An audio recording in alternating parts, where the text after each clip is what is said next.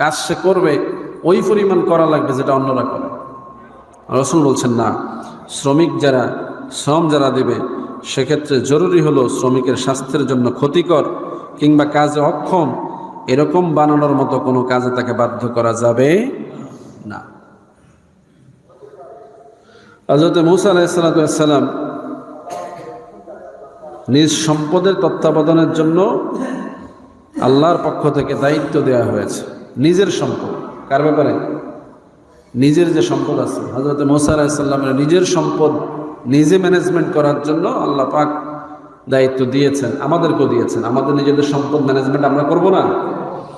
হযরত মূসাকে আল্লাহ রাব্বুল আলামিন এই আয়াতের মধ্যে ইঙ্গিত করে বলেছেন, যদি আপনি আপনার এই তত্ত্বাবধানের মধ্যে মানুষকে যদি যথাযথভাবে মূল্যায়ন করেন, যে যতটুকু যোগ্যতা রাখে ততটুকু খাটান, যে যতটুকু খাটতে পারে না তাকে ততটুকু না খাটাইয়া আপনি যদি ইনসাফ করেন, তাহলে আপনি সলিহিনদের কাতারে আসবেন। কাদের কাতারে? ইনশাআল্লাহু মিনাস সলিহিন, আপনি নেককারদের কাতারে আসবেন। সুবহানাল্লাহ বলবেন। তাহলে সলেহ হইতে হইলে শ্রমিকের সাথে ইনসাফ করাটা একটা বড় বিষয়।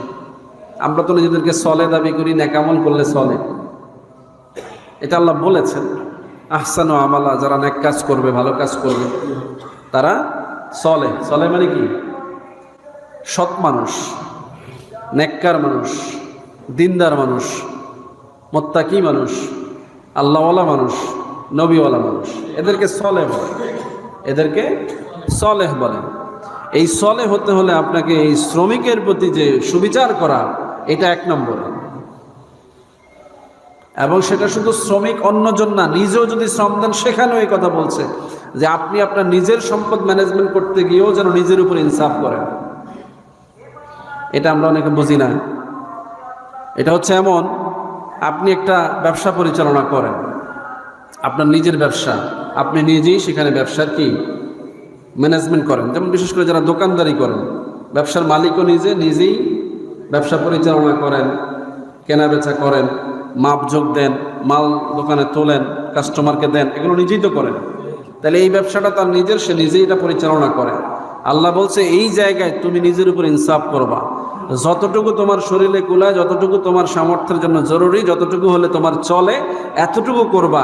অতিরিক্ত পরিশ্রম করে, অতিরিক্ত ব্যবসা করে, অতিরিক্ত মুনাফা কামায়া অর্জন করাকে সলেহ বলে।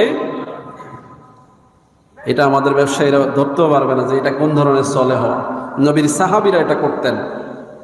ব্যবসার জন্য বসেছেন, কোনো হাক ডাক নাই, চিল্লাচিল্লি নাই, দিনভর যতটুকু ব্যবসা হতো